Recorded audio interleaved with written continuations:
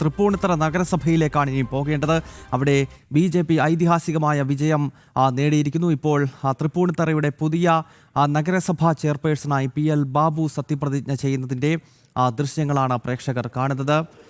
Mayor തെരഞ്ഞെടുപ്പിലും നഗരസഭാ chairperson തെരഞ്ഞെടുപ്പിലും BJP അവിടെ വിജയിച്ചിരുന്നു. ഇപ്പോൾ നഗരസഭയുടെ ചെയർപേഴ്സൺ സ്ഥാനത്തേക്ക് BJP നേതാവ് PL ബാബു ചുമതലയേൽക്കുകയാണ്.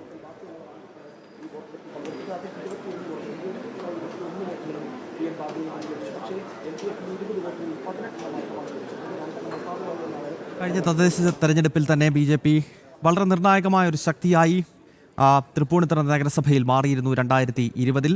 അന്ന് മുഖ്യപ്രതിപക്ഷമായി BJPക്ക് പ്രവർത്തിക്കേണ്ടി വന്നു. BJPയെ അധികാരത്തിൽ നിന്നും നീക്കുക എന്ന ലക്ഷ്യത്തോടു കൂടി അവിടെ ഇരുമുന്നണികളും ചേർന്നുകൊണ്ടാണ് BJPയെ മാറ്റി നിർത്തിയത്. എന്നാൽ ഈ തവണത്തെ തെരഞ്ഞെടുപ്പാകുമ്പോഴേക്കും അവിടെ വൻ മുന്നേറ്റം നടത്തിക്കൊണ്ട് തൃപ്പൂണിത്തറ നഗരസഭയുടെ ഭരണം BJP പിടിച്ചിരിക്കുന്നു. ഇപ്പോൾ PL ബാബുവിൻ്റെ ചടങ്ങിലേക്ക്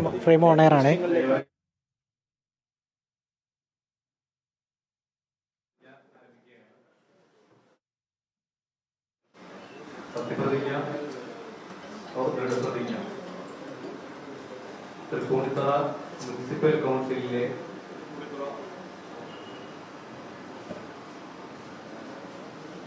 തൃപ്പൂണിത്തറ മുനിസിപ്പൽ കൗൺസിലിലെ ചെയർപേഴ്സണായി തെരഞ്ഞെടുക്കപ്പെട്ട PL ബാബു എന്ന ഞാൻ നിയമാനുസരണം നടപ്പാക്കിയ ഇന്ത്യൻ ഭരണഘടനയോട് യഥാർത്ഥമായ വിശ്വാസപൂർവ്വം പുലർത്തുമെന്നും ഇന്ത്യയുടെ പരമാധികാരവും അഖണ്ഡതയും നിലനിർത്തുമെന്നും ഭയാശങ്കയോ മമതയോ വാത്സല്യമോ വിദ്വേഷമോ കൂടാതെ ഞാൻ എന്റെ ഔദ്യോഗിക കർത്തവ്യങ്ങൾ യഥാവിധിയായി വിശ്വസ്തയോടും എന്റെ പരമാവധി കഴിവും അറിവും വിവേചന ശക്തിയും ഉപയോഗിച്ചുകൊണ്ടും നിർവഹിക്കുമെന്ന് ഈശ്വരനാമത്തിൽ സത്യപ്രതിജ്ഞ ചെയ്യുന്നു.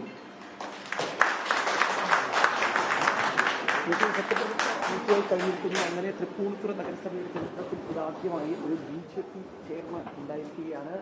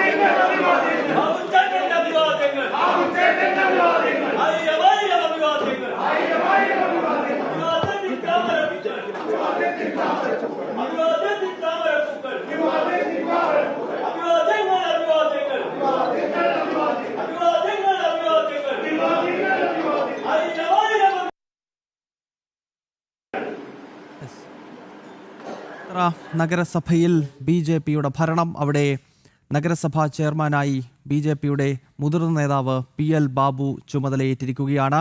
ഭാരത് മാതാ മുദ്രാവാക്യം വിളിച്ചുകൊണ്ട് BJP പ്രവർത്തകർ അഭിവാദ്യം അർപ്പിക്കുന്നു. മിഥുൻ അയ്യപ്പൻ നഗരസഭയിൽ നിന്നും ചേരുകയാണ്. മിഥുൻ, ഇതൊരു ചരിത്ര നിമിഷമാണ്. കാരണം തിരുവനന്തപുരത്തിനപ്പുറത്ത്, പാലക്കാടിനപ്പുറത്ത് ഇതാ എറണാകുളം ജില്ലയിലെ തൃപ്പൂണിത്തറയിലും താമര വിരിയുകയാണ്. അവിടെ ഇതാ BJPയുടെ ഭരണം തുടങ്ങുകയാണ്. പറയൂ. 45 വർഷത്തെ ഭരണം CPM-നും അതുപോലെ തന്നെ ഒരു തവണ UDF-ഉം ഭരിച്ചിരുന്ന ഏതാണ്ട് 45 വർഷം നീണ്ടുനിന്ന നഗരസഭാ ഭരണ ചരിത്രത്തിൽ ആദ്യമായി ഒരു BJP ഏതാണ്ട് 45 വർഷം നീണ്ടുനിന്ന നഗരസഭാ ഭരണ ചരിത്രത്തിൽ ആദ്യമായി ഒരു BJPയുടെ ചെയർമാൻ, BJPയുടെ ഭരണസമിതി ഇതാ ഉണ്ടായിരിക്കുന്നു. തൃപ്പൂണിത്തറ പൗരാണികമായ നിരവധി വോട്ടെടുപ്പിൽ പ്രവർത്തിച്ചാണ് BJPയുടെ ഈ നേട്ടമുണ്ടായിരിക്കുന്നത് എന്നുള്ളത് എടുത്തു പറയേണ്ടിയിരിക്കുന്നു. 22 ഘട്ട വോട്ടെടുപ്പ് നടന്നതിൽ 2 ഘട്ടത്തിലും 21 വോട്ടുകൾ കൗൺസിലർമാരുടെ എണ്ണം മുഴുവൻ എണ്ണവും വോട്ടാക്കി മാറ്റാൻ NDAക്ക് സാധിച്ചു. അതേസമയം തന്നെ ആദ്യഘട്ടത്തിൽ അതാത് മുന്നണികളുടെ എണ്ണം അനുസരിച്ച് തന്നെയായിരുന്നു വോട്ടെടുപ്പ് ഫലമുണ്ടായിരുന്നത്. അതായത് 21-ൽ 21 NDAയും 20-ൽ LDF-ഉം അതുപോലെ തന്നെ 12-ൽ 12 UDF-ഉം നേടിയിരുന്നു.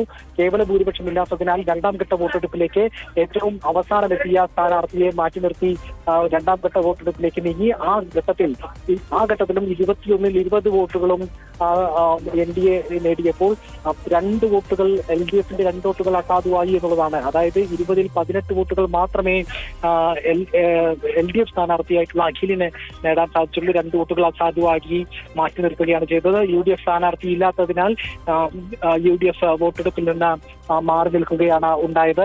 അത്തരത്തിൽ രണ്ടാം ഘട്ട 2 വോട്ടെടുപ്പിലും കൃത്യമായിട്ടുള്ള ഭൂരിപക്ഷം നേടി ഇപ്പോഴിതാ നമ്മുടെ Babu PL Babu advocate PL Babu NDA സ്ഥാനാർത്ഥിയായ PL Babu സ്ഥാനാർത്ഥിയെ വിജയിച്ചിരിക്കുന്നു എന്നുള്ളതാണ് വലിയ രീതിയിലുള്ള അഭിനന്ദനങ്ങൾ ഏറ്റുവാങ്ങിക്കൊണ്ടിരിക്കുകയാണ്. നമുക്കറിയാം തൃപ്പൂണിത്തറ എന്ന് പറയുന്നത് കൃത്യമായി ഇടത് ഭൂരിപക്ഷമുള്ള മേഖലയാണ്. ഇടത് മുന്നണിയെടുക്കെ വലിയ രീതിയിലുള്ള ആധിപത്യമുള്ളൊരു നഗരസഭയാണ് ഉണ്ടായിരുന്നത്. കഴിഞ്ഞ ഏതാണ്ട് 45-40 വർഷത്തോളം LDF ആയിരുന്നു ഇവിടെ മുന്നിട്ട് നിന്നിരുന്നത്. ആ പല പാർട്ടി കൊത്തളങ്ങളിലെല്ലാം തന്നെ വലിയ രീതിയിലുള്ള മുന്നേറ്റം LDAക്ക് കഴിഞ്ഞ തദ്ദേശ തെരഞ്ഞെടുപ്പിൽ ഉണ്ടാക്കാൻ സാധിച്ചിരുന്നു. ഒരുപക്ഷെ ക്രോസ് വോട്ടിംഗ് നടന്നു എന്നുള്ള ആരോപണം പലയിടങ്ങളിലും ഉന്നയിച്ചിരുന്നു. NDA അത്തരത്തിലുള്ള ഒരു ക്രോസ് വോട്ടിംഗ് നടന്നിട്ടില്ലായിരുന്നുവെങ്കിൽ ഒരു പക്ഷേ 5 സീറ്റുകൾ കൂടി അധികമായി NDAക്ക് നേടാൻ സാധിക്കുമായിരുന്നു എന്നാണ് NDA ഇവിടെ വിലയിരുത്തുന്നത്. എന്നാൽ പോലും അത്തരത്തിലുള്ള ശ്രമങ്ങളെ മാറ്റിനിർത്തിക്കൊണ്ട് അത്തരം ശ്രമങ്ങളെ ഇല്ലാതാക്കിക്കൊണ്ട് NDA വിജയിച്ചിരിക്കുന്നു എന്നുള്ളതാണ്. ആ ജനഹിതം അട്ടിമറിക്കാനുള്ള പലവിധത്തിലുള്ള ശ്രമങ്ങളും ആദ്യഘട്ടത്തിൽ ഉയർന്നിരുന്നു എന്നുള്ളതാണ് യാഥാർത്ഥ്യം. ഒരൊറ്റ വോട്ടിന്റെ ഭൂരിപക്ഷം മാത്രമുള്ളതിനാൽ വലിയ രീതിയിലുള്ള ഏതെങ്കിലും അട്ടിമറിക്കോ അല്ലെങ്കിൽ രഹസ്യധാരണയ്ക്കോ സാധ്യത ഉണ്ടായിരുന്നു. അത്തരത്തിലുള്ള പ്രവർത്തനങ്ങൾ ഉണ്ടായിരുന്നു എന്നുള്ള വിവരം ഒരു ഇന്ത്യ സഖ്യം കേരളത്തിലും ഉടലെടുക്കുന്നു എന്നുള്ളത് തൃപ്പൂണിത്തുറയുടെ കാര്യത്തിലും സംശയം ഉയർന്നിരുന്നതാണ്. പക്ഷേ ആ ഒരു ഘട്ടത്തിലേക്ക് അത്തരമൊരു നീക്കത്തിലേക്ക് പോകാതെ അതിനെയും മറികടക്കുന്ന രീതിയിലേക്ക് ഇരിക്കുകയായിരുന്നു ചെയ്തത്. ഇപ്പോൾ ഉടൻ തന്നെ നമ്മുടെ ചെയർമാനായി സത്യപ്രതിജ്ഞ ചെയ്ത PL ബാബു ഉടൻ തന്നെ മാധ്യമങ്ങളെ കാണും. ഇക്കാര്യത്തിൽ കൃത്യമായിട്ടുള്ള നിലപാട് വ്യക്തമാക്കുകയും ചെയ്യും എന്നുള്ളത് തന്നെയാണ് നമുക്ക് പറയാൻ കഴിയുന്നത്. ഏതായാലും വലിയ രീതിയിലുള്ള ഒരു നേട്ടം ഉണ്ടായിരിക്കുന്നു. ജില്ലയിൽ തന്നെ നിയമസഭാ തെരഞ്ഞെടുപ്പ് നടക്കാൻ അടുത്ത് തിരുവനന്തപുരത്തിന് പുറമെ നഗരസഭയിലും ഇത്തരത്തിൽ കടുത്ത ഒരു കനത്ത ശക്തിയായി മാറാൻ സാധിക്കുന്നു എന്നുള്ളത് തന്നെയാണ് ഇപ്പോൾ നമുക്ക് പറയാൻ കഴിയുന്നത്. ഇപ്പോഴത്തെ അദ്ദേഹം മിഥുൻ, തൃപ്പൂണിത്തറയിൽ അങ്ങനെ